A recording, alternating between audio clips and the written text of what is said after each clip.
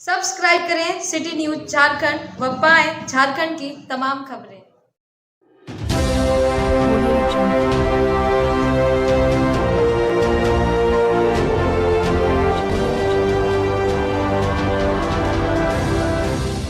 प्रणाम, सत श्री अकाल,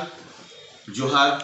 जैसा लोग सब जानेला कि हर बार उनके कुछ न कुछ हम समाज में जो गतिविधि होखला ओकर जानकारी देवेला, बार बार उनसे मिलला और नया नया लोगों से मिलावेला, नया नया चीज उनके बतावेला, नया नया जानकारी देवेला। आज इसी संपर्क में फिर हुआ सामने हम हाजिर है, हम राज पंडित और हुआ देखा सिटी न्यूज के सुनो जो कार्यक्रम एक बार फिर वो सारे दर्शक के स्वागत करती, जोहार करती है। आज हम रुआ मिलावा जाती राजन सिन्हा जी से, जे युवा जागृति केंद्र के जो से मालिक हत, डायरेक्टर हत, जे भी कहूँ एमडी हत। और रुआ हम देखाई कि कैसे पलामू जिला में, पलामू प्रमंडल में युवा के एक ताकत बनकर के उभरले हत और कैसे अभी पूरे पलामू प्रमंडल में जो है काम करा था। सर जी, रुआ स्वागत बा हमारे सुनो जो कार्यक्रम में। जैसा कि रुआ जाना थे कि हमें यही से बराबर कुछ तो नया देखावत रही, तो आज ये समझ में रुआ फिर आइए और उम्मीद करती कि राउत द्वारा बहुत सारा जो काम कर बहुत सारा जो ऐसा चीज बा ये रुआ पंचायत में या ब्लॉक में करती। तो सबसे पहले कि रुआ जो इतना बड़ा टीम खड़ा के लिए बारे में पहले हम जानना चाहें कि का कठिनाई लग कैसे इससे जुड़ल। देखिए, युवा जागृति केंद्र सामाजिक युवा संगठन वर्ष 2010 में इसकी स्थापना की गई थी और प्रारंभिक समय में काफ़ी समस्याओं का सामना करना पड़ा जी। लेकिन समय के साथ साथ चूंकि काम का जो स्वरूप था और जो प्रकृति थी वो बिल्कुल ही सामाजिक थी, धीरे धीरे युवाओं का रुझान संगठन की ओर बढ़ता गया और चूंकि यह संगठन लगातार सक्रिय रहा, सामाजिक मुद्दों को उठाता रहा, पलामू की समस्याओं को उठाता रहा, तो धीरे धीरे कारवां बढ़ता गया और संगठन से काफ़ी बड़ी संख्या में युवा जुड़ते गए और आज युवा जागृति केंद्र पलामू प्रमंडल में काफ़ी सक्रिय है, काफ़ी सक्रिय भूमिका निभा रहा है। जैसे कि हमें देखते थे कि युवा जागृति केंद्र बाहर ने बहुत अच्छा काम किया। जैसे कि कोरोना काल में भी हमें देखते थे कि बहुत ज़्यादा जो बाहर से लोग के सेवा करल जाला, जैसे कि ऑक्सीजन सिलेंडर ला किया और अलग से एम्बुलेंस की व्यवस्था ला, बहुत जगह अनाज की व्यवस्था, एक में का कहीं से कुछ मदद उदद मिला कि अति पत्नी से काम चला। देखिए, युवा जागृति केंद्र किसी भी प्रकार से सरकारी जो धन की सहायता होती है उसको संगठन स्वीकार नहीं करता है। ये इस संगठन के काम करने की प्रकृति ये है कि आपसी जो मदद है, जो कार्यकर्ता मदद जुटाते हैं, अपने जेब से खर्च करते हैं और कहीं न कहीं एक आपसी सरोकार होता है। मेरे द्वारा, मेरे दूसरे कार्यकर्ताओं, पदाधिकारियों, जो संगठन के पदाधिकारी हैं उनके द्वारा धनराशि की इकट्ठा की जाती है। जैसे कोरोना में, कोविड काल में बड़े स्तर पर अनाज और खाद्य सामग्री का वितरण किया गया, तो कई सामाजिक लोग भी या घर जैसे कि कोई कार्यकर्ता है उसने मदद मांगी लोगों से और मदद के तौर पर पैसे न लेकर के अनाज लिया लोगों से और किसी जरूरतमंद व्यक्ति तक उसको पहुंचाया। तो कुल मिलाकर के आपसी सहयोग से ही यह संगठन चल रहा है। जैसे अभी हमें देख ले या हमें सुनने को मिल रहा कि पहले तो मान लो कोरोना काल में जैसे कि अनाज या पैसा जैसे भी सहयोग लोग देना उस हिसाब से लोग काम कर ली। अभी भी स्टूडेंट के लेकर के हमें देख लीजिए बहुत सारे जी बाहर से कॉलेज वगैरह में भी राहुल संस्था जो आगे बढ़ के काम करता, कॉलेज के स्टूडेंट के बहुत ज्यादा जो प्रॉब्लम होगा पढ़ने में, लिखे में या एडमिशन वगैरह में जो प्रॉब्लम होला ओकरो में राहुल जो छात्र संगठन बहुत अच्छा काम करता है या कॉलेज के विकास में भी काम करता है, बढ़ चढ़ के हिस्सा लोग ओकर में और का किस तरह से ओकरा में अभी और काम कर सकते हैं में का और विशेष बाई वो थोड़ा सा खासकर स्टूडेंट नया पीढ़ी जो है उस सब थोड़ा जानकारी बताएं। देखिए, युवा जागृति केंद्र की ही उसी का जो छात्र संघ है उसका नाम वाईजेके स्टूडेंट फेडरेशन है। वाईजेके एसएफ छात्रों के बीच में लगातार सक्रिय रहा है, उनके हर तरह की सहायता के लिए, छात्र हित के लिए हर जगह संघर्षशील रहा है। इस विश्वविद्यालय की सबसे बड़ी समस्या यह है कि इस विश्वविद्यालय में छात्र कहीं न कहीं एकेडमिक तौर पर, शैक्षणिक दृष्टिकोण से स्वयं को असुरक्षित महसूस करते हैं। उन्हें ये नहीं पता होता है कि विश्वविद्यालय के गेट से बाहर निकलने के बाद उन्हें नौकरी मिलेगी या नहीं मिलेगी। तो संघर्ष इस चीज के लिए है कि उत्कृष्ट शैक्षणिक वातावरण का निर्माण किया जाए, छात्रों को जो पढ़ाई, आखिर क्या कारण है कि हमारे ही राज्य में कुछ यूनिवर्सिटीज ऐसे हैं कि जहां पर छात्रों को बहुत अच्छे स्तर की शिक्षा दी जाती है और हमारे यहाँ शिक्षा की जो व्यवस्था है उसमें कहीं न कहीं कमजोरी है। कई बार अभी जैसे कि कई विषय ऐसे भी सामने आते हैं जैसे कि जिस पर कि छात्र संगठन हमारा काफी मुखर रहा, जैसे कि जेपीएससी में स्थानीय भाषाओं को छांट दिया गया, मगही को, हिंदी को सिलेबस से बाहर निकाल दिया गया था। उस विषय पर भी संगठन काफी मुखर रहा, काफी इसको लेकर के बहस हुआ, काफी शोर शराबा, हल्ला गुल्ला और अंततः सरकार ने इसको वापस से सम्मिलित किया। तो कुल मिलाकर के ये है कि छात्र हित के लिए अपनी जो ये शहर जो अपना है, ये इस स्थान पर यहाँ के युवा अगर सही इनको अगर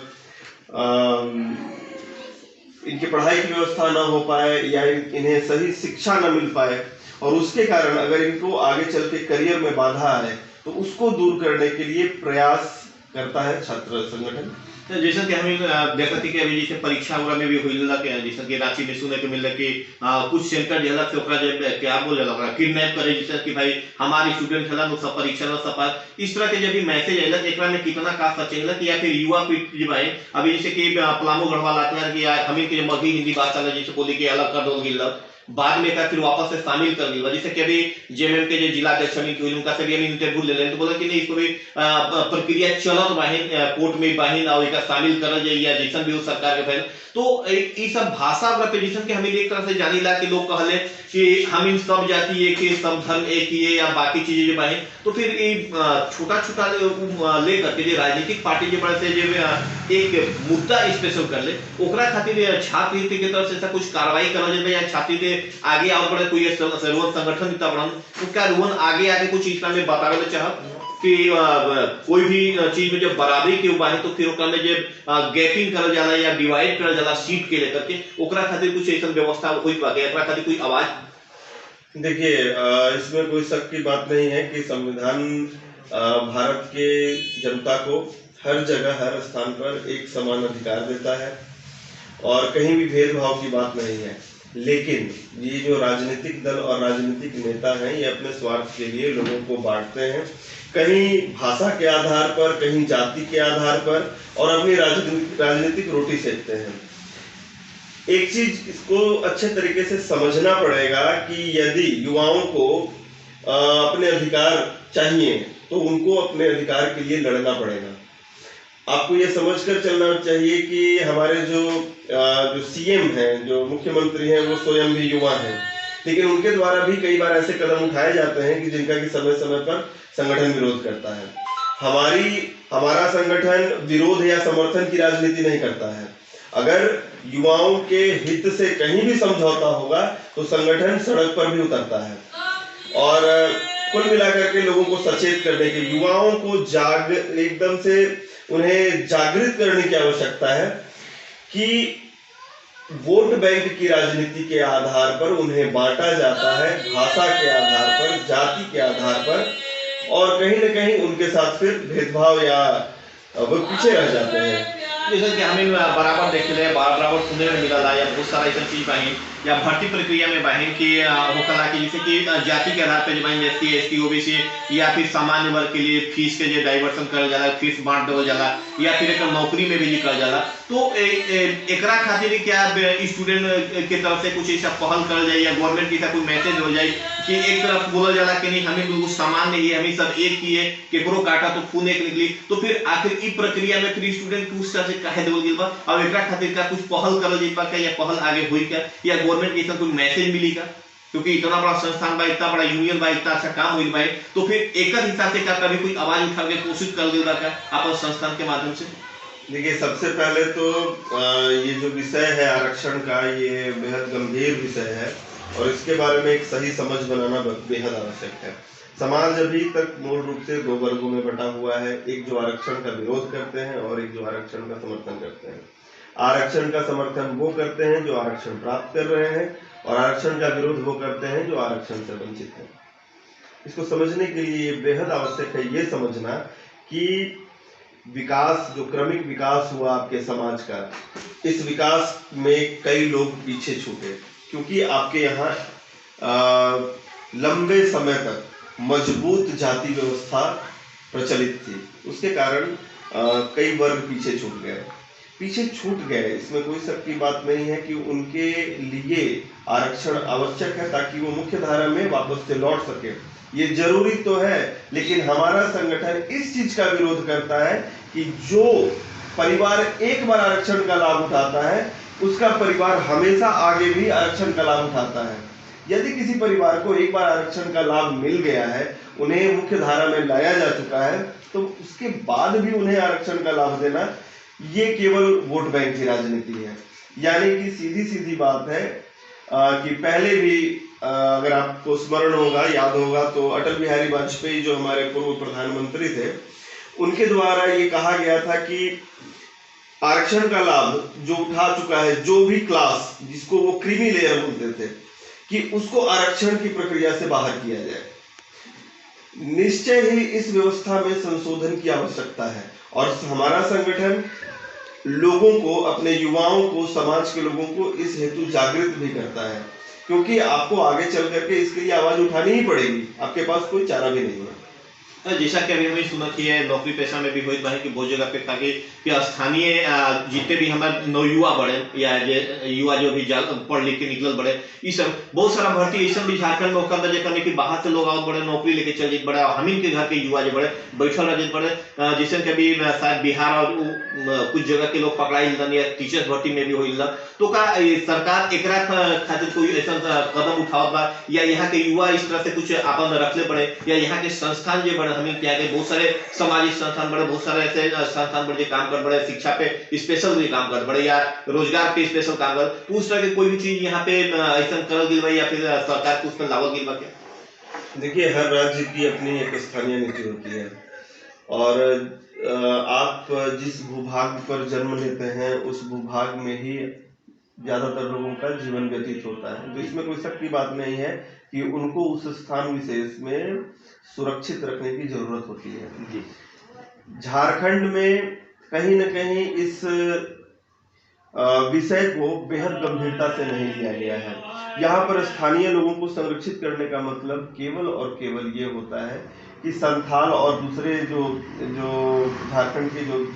दूसरा क्षेत्र है, उन्हें संरक्षित करने की बात की जाती है। पलामू, गढ़वा और लातेहार, इनको सामान्य जिलों के तौर पर घोषित कर दिया जाता है, जहाँ पर कि बाहर के लोग भी एग्जाम में अटेम्प्ट कर सकते हैं। नियोजन नीति जो है वो उसमें काफी खामी है, इसको बेहद गंभीरता से लेना पड़ेगा। सरकार इस मामले में कहीं भी गंभीर नहीं है। आपको ये समझना पड़ेगा कि स्थानीय लोगों को यदि आप संरक्षित नहीं करेंगे, अगर उन्हें आप उनके शहर, उनके जिला में ही अगर उनको प्राथमिकता नहीं दी जाएगी नौकरियों में, तो क्या बाहर दिया जाएगा? हर प्रदेश तो अपने लोगों को संरक्षित करता है, हर प्रदेश है जो अपने लोगों को विशेष तरजीह देता है, तो हमें भी तो मिलना चाहिए। बिल्कुल, जैसे कि सुना थी कि एकरा पे भी पहल करा जिन पर बहुत सारा बात पे उनका जानकारी, एक और जानकारी चाह रुआ से हम, क्योंकि रुआ युवा की बात करती है, युवा के रोजगार की बात करती है और वो एक से जुड़ल लिए और खासकर मुख्य पद पे रुआ ही है, क्योंकि संस्था के जन्मदाता ही जन्म रुआ दिले ही, तो यहाँ के युवा भी कहीं न कहीं हर तरह से पहल करले रुआ सुनत को करले। तो अभी शिक्षा की जब हम बात करते तो बहुत सारा स्कूल यहाँ पे बाही जो बिल्कुल बंद बाही और बच्चे लोग भूल गए पड़े, जैसे कि रुआ देखा तो फेसबुक व्हाट्सएप पे हर जगह पे आवाला कि कोई अगर कोई जगह कि पढ़ाई का मतलब बोला पढ़ाई के बात नहीं करिए, बहुत गंदा बात, या बहुत सारे बोलते ऐड आवत भाई कि स्कूली का आओ खाला। तो ये जो परंपरा जो 2 साल में जो खत्म हो गया, जो छोटे छोटे बच्चे के इस सब खातिर जो भाई स्कूल जो बंद कराओ के बाद, जबकि बाकी स्टेट में जिस पता चल बा कि वहाँ 0 से लेकर के बाकी सारा शिक्षण संस्थान खुला बा, यहाँ पे बंद बा शिक्षा नीति या जो भी भाई एक खातिर का कुछ पहल करल गई बा? देखिए, कोविड का काल ऐसा रहा कि जिसमें कि प्राथमिक विद्यालय भी बंद हो गए, लेकिन समय के साथ दूसरे राज्यों ने अपने विद्यालयों का संचालन प्रारंभ कर दिया। झारखंड में कोविड से रिलेटेड कोई भी निर्णय हमेशा विलंब से होता है। जो निर्णय समय से लेना चाहिए, अभी वापस से ओमिक्रॉन वापस से प्रसार में है, तो जब ये खोलने का भी निर्णय ले रहे हैं और जब इनका खोलने का समय आएगा तब से वापस से महामारी आ जाएगी। पर जब बीमारी की बात है तो बीमारी में जितना भी स्टेटमेंट होकर से नंबर 1 पे तो रहल झारखंड ठीक करे में या बाकी व्यवस्था देवे, जब झारखंड नंबर 1 पे तो बाकी संस्थान खोले में ही सबसे पीछे का है। बाकी संस्थान देखिए, मूल रूप से जो शैक्षणिक संस्थान है इसको खोलने में काफी विलंब किया गया है। कोचिंग संस्थानों को भी बहुत लंबे समय के बाद अनुमति दी गई और प्राथमिक विद्यालयों को भी खोलने की बात चल रही है। लेकिन अब सरकार की इसमें जो पॉलिसी, जहां तक हमारी समझ है, शायद सरकार ने जो बच्चे हैं, बच्चों के स्वास्थ्य को ज्यादा, कोई गलत नहीं है, लेकिन निर्णय थोड़ा विलंब हो गया है, क्योंकि अभी से 4 महीने पहले विद्यालय बीमारी की बात कर रहे हैं, आप स्वास्थ्य की बात करें कि हमारा गवर्नमेंट अगर स्वास्थ्य की बातें कर रहा है तो स्वास्थ्य में जितना भी जो आप देख रहे हैं कि जो इलेक्शन को लेकर के जो काम कर जेठला किया, जे भी भेंट ये सब जे आवल है, जो पूरे रोड जाम कर दे वाले, ठीक बा, या ये सब जो सभा कर ले, इस समय का स्वास्थ्य प्रभावित नहीं होके का। देखिए, राजनीतिक दलों के जहाँ कोरोना केवल वही होता है जहां पर राजनीतिक स्वार्थ नहीं होता है। जहां भी राजनीतिक स्वार्थ है वहां पर कोरोना है नहीं। चाहे बड़े राजनीतिक दल हो, जो राष्ट्रीय राजनीतिक दल है, या हमारे जो क्षेत्रीय राजनीतिक दल हैं, जब चुनाव होगा तो वहां पर कोरोना कहाँ होता है, वहां पर तो केसेस भी घट जाते हैं। हमारे जब प्रधानमंत्री महोदय कोलकाता में जाकर के खुलेआम भाषण मंच का संचालन करते हैं, हमारे मुख्यमंत्री, इन्होंने भी उपचुनाव के दौरान भरपूर जनसभा की और रैलियां चलाई हैं। नहीं तो इसको क्या माने कि सिर्फ बच्चे लोग के लिए बीमारी स्पेशल, बाकी लोग के लिए कोई बीमारी नहीं है? देखिए, बीमारी है तो सबके लिए, लेकिन मैंने आपको क्या कहा, जब बात राजनीतिक स्वार्थ की आ जाती है तो हर चीज नजरअंदाज कर दिया जाता है। ये हमको, आपको और युवाओं को, जनता को यही तो समझना है, ये जो दोहरा चरित्र है और ये जो दोहरा व्यवहार है, अगर आप इसको नहीं समझेंगे, कल को आखिर आपको वोट देने में क्यों कंफ्यूजन और क्यों परेशानी आती है, क्योंकि सही चीजों को, सही नेतृत्व, जो भी नेतृत्व है, उनका जो चेहरा है वास्तविक, इसको भी समझना पड़ेगा। इनके लिए जब भी चुनाव होगा तो वहां पर कोई महामारी नहीं होगी। अच्छा, आखिरी में हम आपसे एक चीज जानना चाहूंगा कि हम भी जितना भी युवा पीढ़ी बढ़े उनका खातिर आखिरी कुछ खास मैसेज। युवा पीढ़ी के लिए मैसेज यही है कि अपने अधिकार को पहचानिए, अपने लिए लड़िए, बोलना सीखिए, अपनी बातों को सामने रखिए, जो आपका अधिकार है उसकी बात, उसकी चर्चा करना शुरू कीजिए। हाँ, इसमें कोई शक की बात नहीं है कि कर्तव्य का भी ध्यान रखना होगा अधिकार के साथ साथ, और उसके लिए आपको मुखर होना होगा। अपनी बात को सरकार से मनवाइए, अपनी बात को लेकर के बाहर आइए, बोलिए और संघर्ष कीजिए। किशन वो सब सुना करे कि जिस खासकर युवा लोग के अपन अधिकार खातिर लड़ा, कुछ बोला और सरकार से भी भाई जितना हो सके डिमांड रखे, यही काफी भाई। और वो सबसे मिलत रहा और इस तरह की जानकारी मिलत रही, वो सब बनल सिटी न्यूज के सुनोजो करके हम राज पंडित, धन्यवाद।